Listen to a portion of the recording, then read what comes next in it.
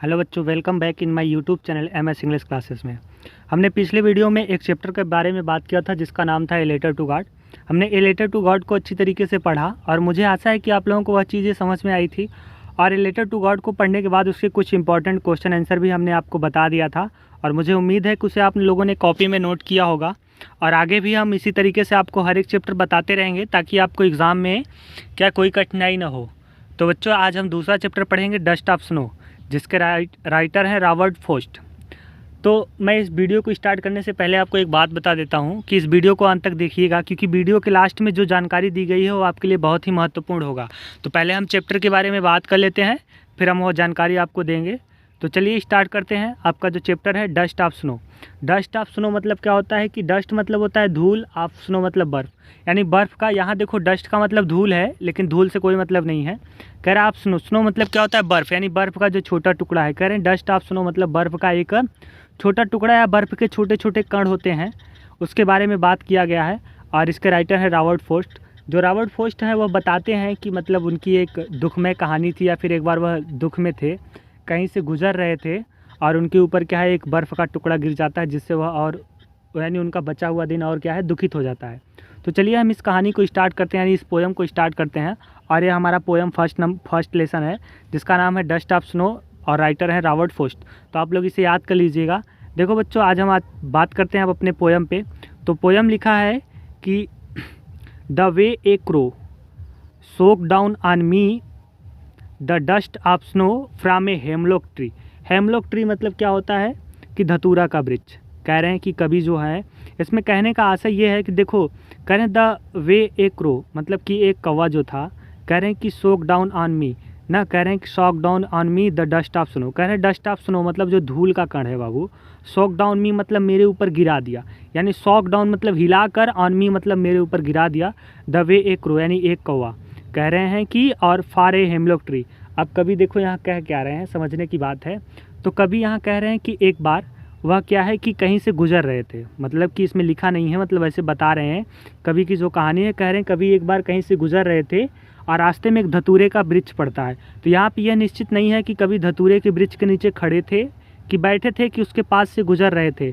तो कह रहे हैं कि जब कभी उस धतूरे के वृक्ष के पास से गुजरे तो धतूरे के वृक्ष पे बैठा जो कौवा था, the way a crow shook down on me dust of snow, यानी कह रहे हैं कि उसने वृक्ष को क्या किया, हिलाया।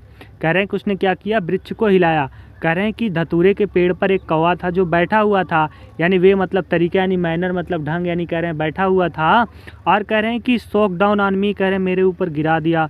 और डस्ट ऑफ स्नो मतलब बर्फ़ का एक टुकड़ा, फ्रॉम ए हेमलॉक ट्री, कह रहे हैं जो यानी धतूरे के वृक्ष के नीचे, कह रहे हैं जो कभी बैठे हुए थे या खड़े थे उस वृक्ष के नीचे, कभी जा रहे थे या गुजर रहे थे, तभी एक जो छोटा सा क्या था, एक कौवा था। कौवे ने उस वृक्ष को हिलाया और कभी के ऊपर क्या है एक बर्फ़ का छोटा सा कण कभी के ऊपर गिर गया। सिंपल सी बात कहें बाबू कि कभी जो है एक धतूरे के वृक्ष के नीचे खड़े हुए थे या फिर बैठे थे या गुजर रहे थे, और उस वृक्ष पे बैठा एक कौवा, कह रहे हैं कि उस बर्फ़ के कण को क्या करता है, यानी उस वृक्ष पे बैठा कौवा धतूरे के वृक्ष को हिला देता है और उस पे से एक कण क्या है कभी के ऊपर गिर जाता है। दूसरा है, कह रहे हैं हैज़ गिवन माई हार्ट। कह रहे हैं हैज़ गिवन माई हार्ट मतलब, हैज़ गिवन मतलब क्या होता है, प्रदान करना होता है। माई हार्ट मतलब मेरे हृदय को। कह रहे हैं कि भैया हैज़ गिवन माई हार्ट मतलब मेरे हृदय को प्रदान किया ए चेंज ऑफ मूड, और कह रहे हैं कि मेरे मनोदशा, मूड मतलब होता है मनोदशा, कह रहे हैं चेंज ऑफ मूड मतलब मेरे मनोदशा को क्या है बदल दिया। एंड सेव्ड सम पार्ट, और कह रहे हैं एंड मतलब और, सेव्ड सम पार्ट मतलब मेरे बचे हुए जो दिन था, मेरा जो बचे हुआ दिन था, ऑफ ए डे मतलब दिन का, आई हैव रूडेड मतलब क्या है दुखी रहा। कह रहे हैं रूडेड मतलब क्या होता है बाबू, दुखी रहा। तो कहने का आशय, कभी कह रहे हैं कि हैज़ गिवन माई हार्ट, कह रहे हैं हैज़ गिवन माई हार्ट। कभी कह रहे हैं कि हैज़ गिवन माई हार्ट मतलब कि बाबू हैज़ गिवन माई हार्ट मतलब मेरे हृदय को प्रदान कर दिया। कह रहे हैं कि मेरे हृदय को प्रदान कर दिया, क्या प्रदान कर दिया, ए चेंज ऑफ मूड मतलब मेरे मनोदशा को परिवर्तन कर दिया। एंड सेव्ड सम पार्ट, और कह रहे हैं कि ऑफ ए डे, और कह रहे हैं मेरे दिन का बचा हुआ जो भाग है, कह रहे हैं कि बाबू of a day I had rooted, कह रहे हैं कि वह क्या है कि एकदम शोभयुक्त, यानी कह रहे हैं दुखी रहा। तो एक बार फिर से हम देख लेते हैं, बहुत इंपॉर्टेंट चैप्टर है ताकि आप लोगों को अच्छे से समझ में आ जाए।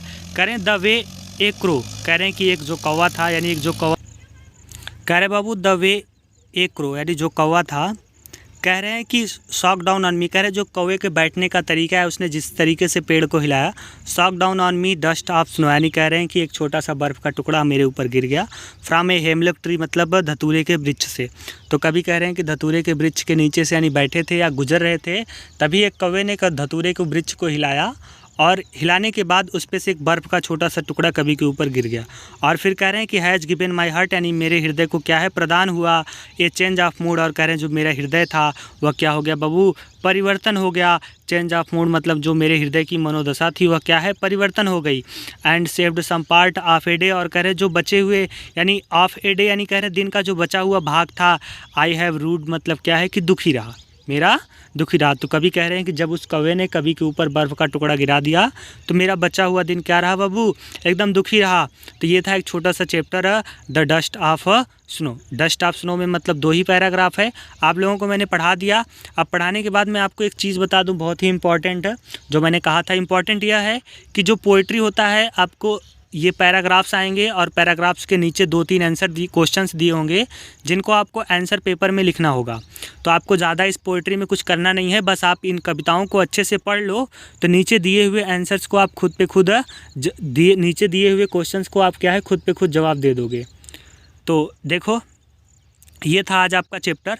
तो मैं आप लोगों से यही विनती करूंगा कि आप लोग इसे अच्छे से पढ़िए और पढ़ने के साथ साथ जिन बच्चों के पास किताब नहीं है, किताब की टेंशन मत ले, हम हर वीडियो के नीचे डिस्क्रिप्शन बॉक्स में चैप्टर का PDF बना करके फाइल अपलोड कर देंगे। आप लोग उस चैप्टर के नाम पे जाइएगा, लिखा होगा डस्ट ऑफ स्नो PDF, उसे खोलिएगा और PDF को डाउनलोड कर लीजिएगा ताकि आपको पढ़ने में आसानी हो।